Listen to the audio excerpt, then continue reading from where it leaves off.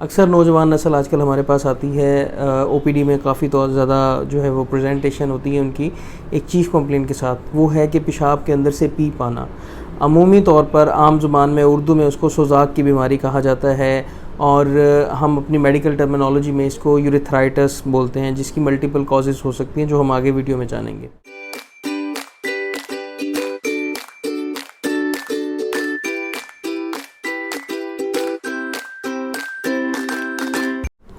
अस्सलाम वालेकुम, welcome to Urotalks with doctor Haris. मेरा नाम डॉक्टर मोहम्मद सदीक हारिस है और मैं एक कंसल्टेंट यूरोलॉजिस्ट हूँ। Nowadays I am working as a senior registrar in Sheikh Zayed hospital Rahim Yar Khan as well as a consultant urologist at doctors clinic Sadiqabad. एक बहुत ही इंपॉर्टेंट टॉपिक पे आपसे बात करनी है, वो ये जिसको हम आम ज़ुबान के अंदर सोज़ाक कहते हैं। हमारी मेडिकल टर्मिनोलॉजी में, जैसे मैं पहले भी बता चुका हूँ, इसको गोनोकोकल या सिंपल यूरेथ्राइटिस बोला जाता है। इसके अंदर जो हमारे पास पेशेंट प्रेजेंट करते हैं वो ये उनकी चीफ़ कंप्लेंट होती है कि उनकी पेशाब की नाली के अंदर से पीप आ रही है या फिर एक पानी की तरह का डिस्चार्ज हो रहा है। ये अमूमी तौर पर जब हम डिटेल हिस्ट्री लेते हैं तो प्रीवियसली उनकी कोई सेक्सुअल इंटरकोर्स के बाद ये कंप्लेंट उनकी स्टार्ट हो जाती है। बेसिकली जो गोनोरिया है या यूरेथ्राइटिस है, ये एक सेक्सुअली ट्रांसमिटेड डिजीज़ या सेक्सुअली ट्रांसमिटेड इन्फेक्शन है। ये बेसिकली मेल से फ़ीमेल के अंदर, फ़ीमेल से मेल के अंदर भी हो सकता है और इवन प्रेग्नेंट फ़ीमेल से उसके बच्चे में भी जा सकता है। इसकी क्या क्या कंप्लेंट हो सकती हैं, जैसे मैंने पहले बताया कि पेशेंट को काफ़ी ज़्यादा पेशाब के रास्ते से नफ्स के अंदर से पीप आ सकती है, उसके पीनस से पीप, यूरिथ्रा में से पीप आ सकती है और इसके अलावा काफ़ी ज़्यादा उसको पेनफुल जो है वो यूरिनेशन होती है। मतलब जब भी वो पेशाब करता है तो काफ़ी ज़्यादा उसको पेन का सामना करना पड़ता है। इसके अलावा उसकी जो पेशाब की नाली होती है, पेशाब का जो सुराख होता है वो भी तंग हो सकता है। इसके अलावा पेशाब की नाली पे अच्छी खासी सोजिश हो सकती है, रेडनेस हो सकती है, इन्फ्लेमेशन हो सकती है, उसको हाथ लगाने से भी पेशेंट को पेन महसूस हो सकता है। और खुदा ना खास्ता अगर पेशेंट हमारे पास लेट प्रेजेंट करे तो इसकी वजह से पेशेंट जो है वो पेशाब के मुख्तलिफ़ इन्फेक्शंस का सामना भी कर सकता है, पेशाब की रुकावट का सामना भी कर सकता है। और इसके अलावा पेशाब की नाली का सिकुड़ जाना इस बीमारी से नौजवान नस्ल के अंदर बहुत ज़्यादा कॉमन होता है। इस बीमारी से एक ख़ास जगह पर पेशाब की नाली के अंदर पूरी पेशाब की नाली के अंदर मल्टीपल जगहों के ऊपर तंगी हो जाती है, जिसको ख़ास तौर पर हम गोनोरियल स्ट्रक्चर बोलते हैं। अमूमी तौर पर लोग इसी कंप्लेंट के साथ प्रेजेंट करते हैं। अगर एक पेशेंट को अगर यूरिथ्रल डिस्चार्ज हो रहा है और उसकी हाथ अगर साफ़ ना हो और आइज़ को वो टच कर ले तो उसको आइज़ का इन्फेक्शन भी हो सकता है।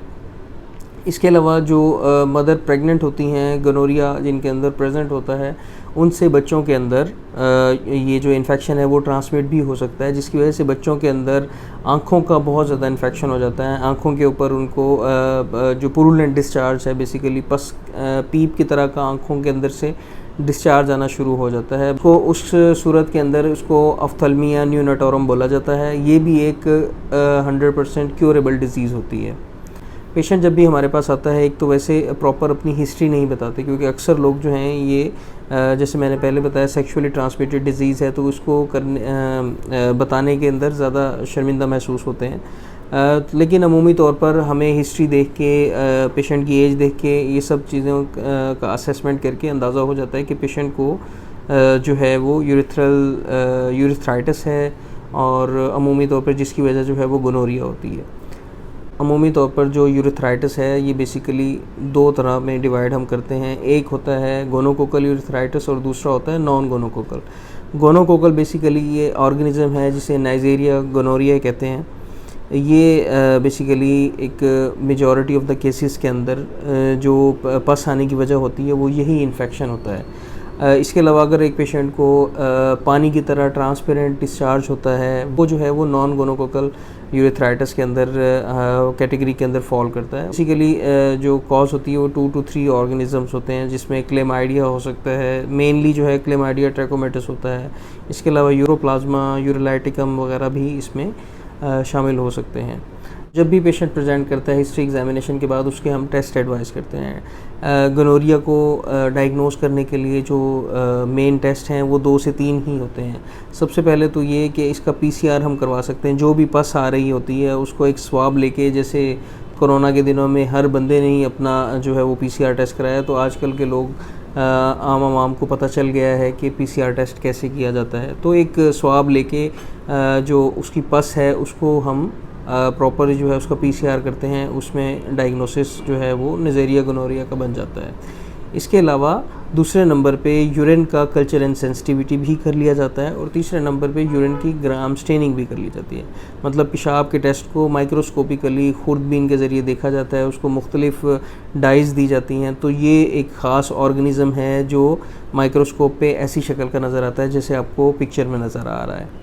भी पेशेंट हमारे पास आता है, सबसे पहले जो उसको ट्रीटमेंट दी जाती है वो ये कि एक उसको सेफ्ट्राइक्सोन का इंजेक्शन हम लगवाते हैं, और साथ में कुछ डेज़ की मेडिसिन जो है वो ऑलमोस्ट 14 डेज़ की मेडिसिन लेनी होती है। इसके अलावा अल्टरनेटिव रिजीम के अंदर 1 ग्राम हम एज़िथ्रोमाइसिन भी दे सकते हैं।